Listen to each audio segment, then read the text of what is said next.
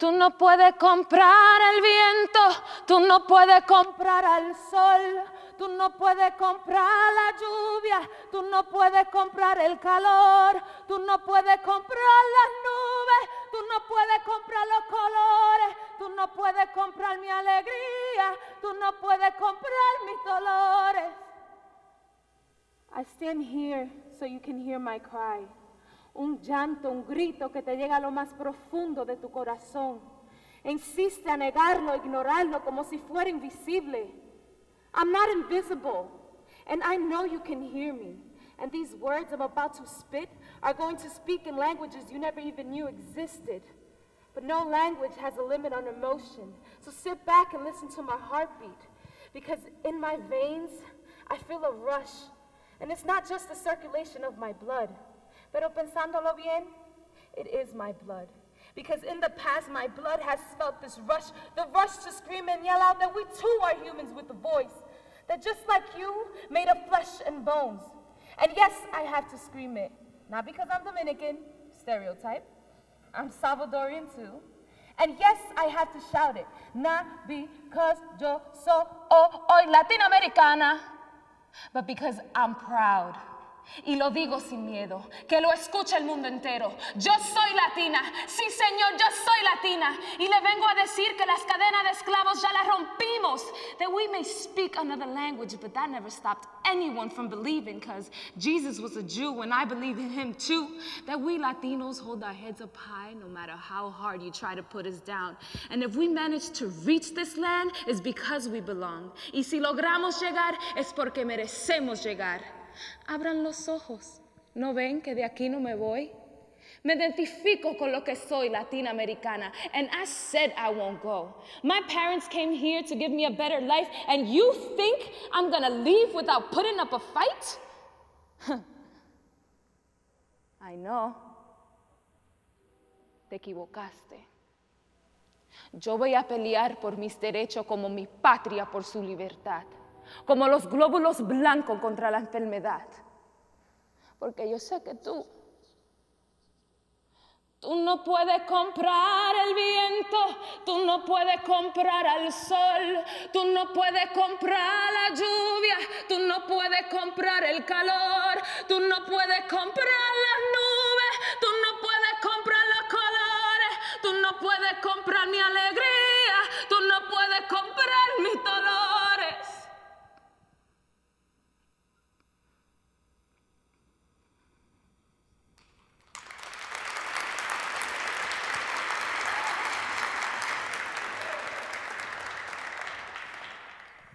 In some ways, Scott Banks was like all the other boys I meet at bars. You know, he had 5 roommates, he drank craft beer and Jameson, he had a crush on Emma Watson. But he was different enough. You know, he was employed, he wasn't vegan, and, quite refreshingly, he never asked the question. You know, where are you from? No, where are you really from? It's not the asking I mind, it's the responses that I get. Like, oh, Chinese, you know, my last girlfriend was Asian. And what does that have to do with me? Is she here? Does she want to buy me a drink too? Oh, cool, do you watch anime? Yes, and I also make sushi and sumo wrestle and train Pokemon. Also, Japan is a different fucking country. I knew you were Filipino. You know, I love those little, those egg roll things. Lumpia. They're called lumpia. You know, maybe if you just stopped thinking about me with bound feet, serving rice, and naked in tentacles long enough, you could rub your 2 brain cells together and learn a 3-syllable word!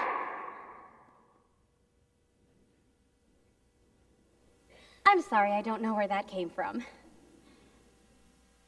I'm gonna go worship my ancestors. As you can imagine, dating can be kind of tough when half the people physically attracted to you are also racist as fuck. But there are always exceptions to the rule. I was drunk off my ass at Lucky 7 Tavern, everyone's favorite shit show, when I met Scott. Earlier that evening, I also ran into my ex-boyfriend Derek with his latest Oriental rub. He didn't have a thing for Asians, by the way. He just, quote, like girls who don't look like they're gonna age like shit. Anyway, Derek was there with a few friends, like Amara, this local poet with no feelings, Joe, this local artist with no feelings. Apathy was really hot. And Scott Banks. Holy shit. Scott Banks. 6 feet tall, blonde hair, blue eyes. I want that white on rice. Scott Banks. Oh, he's looking at me. Oh, he's walking over.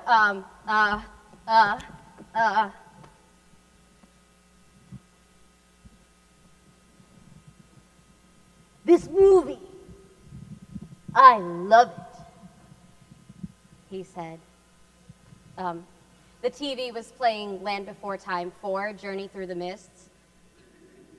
Yeah, it's super cool, I said really smoothly. Somehow, he continues talking to me. We chat about our 90s childhoods, rewinding VHS tapes before returning them to the library. He makes lots of clever jokes that I don't remember, but that I'm sure were probably really funny, because really handsome, perfect guys are usually super funny. Next thing you know, we're sucking face in a corner by the dartboard, and I have to say, this has to be the hottest, the most passionate, the most mind-blowing conversation I've ever had about a kid's movie. He dips me down and kisses me hard, and he says, "Oh, Summer, you are the first woman of Asian descent I've ever made out with." Wait, what? No way. I feel his forehead with the back of my hand to check for yellow fever. Negative. Scott, do you not like Asian women? It is not a journey I've yet longed to take. Okay.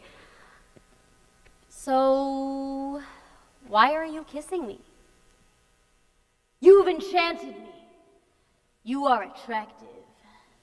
And the things you say, I like them. Oh my God. This is what it feels like. Someone is talking to me for me. Someone likes me for me. Finally, I'm not just the next number in a pattern, not just another yellow face in the crowd. It's like I'm my own person or something. It's nice.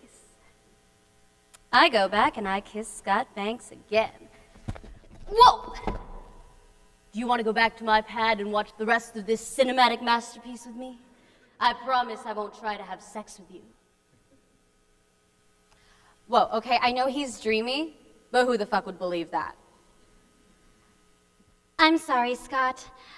I don't go home with anyone until the 3rd date. No one believes that. The pearly whites flash, and he says, "Well, there is always an exception to the rule."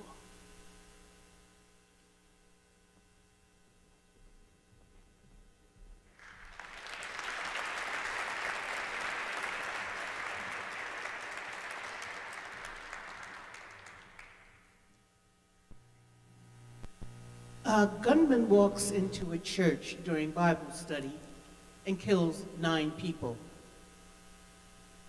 Let me say that again. A white gunman walks into a black church in Charleston, South Carolina during Bible study and kills 9 people. He walks in, sets his hindmost parts in a sacred chair, absorbs biblical principles, steeps in the love and care of his fellow men and women, all the while contemplating this evil doing. Gentle hearts, ambush predator. Gun goes off. Something's spoken. Something just wrong is spoken. Gun goes off. Black bodies are down. Blood is filling the floor. The horror got walled in, and the floorboards cried out as each body dropped down. A mother shields her child right there on the floor. Her protective instincts, they're wired into her brain like the trim on a wedding veil. She presses the child to her and whispers critically, "Play dead." The gunman nears. She whispers again, "Play dead." The lioness survives. So does the cub. I have a granddaughter. She's 5 years old. She doesn't understand death. She doesn't know how people get there or how it happens. All she knows about death is if she sees a roach turned up on the ground, she doesn't have to fear because it's dead. What would she do if I asked her to play dead? She has no concept or comprehension of death. Could she do it? Would she do it? I remember playing dead. I was among intellectuals. I was among white intellectuals, and I refused to give my opinion because I didn't think they'd get me. My existence was opinion enough. I didn't want to waste energy. I didn't want to waste time, so I played dead. I played dead in my memory when asked about growing up in a small Mississippi town with few resources and even fewer opportunities. I played dead in my memory when I didn't pray before my meal in public, when I didn't pray at all. When our blood is flowing and our body circuitry is surging with power, I am literally an overflowing river. I am a stream and a fountain, full and wet with young wisdom. Yet I play dead, repressing everything that makes me feel too small or too insignificant. Therefore, I never become a giant. I play dead. Passing on endearment and settling for exhaustion, we play dead in our lovemaking. When we're tired of renewing ourselves and seeking newness in repeated gestures, we resent love's echoes, so we play dead. We're afraid of starting over. We stay dormant.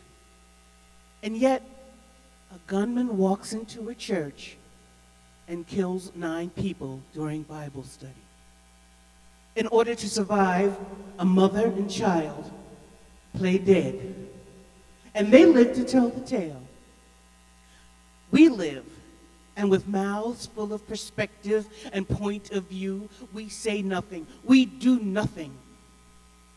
We become machines with silent settings. I urge you, gentle hearts, do not play dead unless you know you are going to die. Do not play dead when life is stretched out in front of you like so much empty space. For empty space has more energy than everything in the universe. No more playing dead for me. From now on, I live. You live. We live.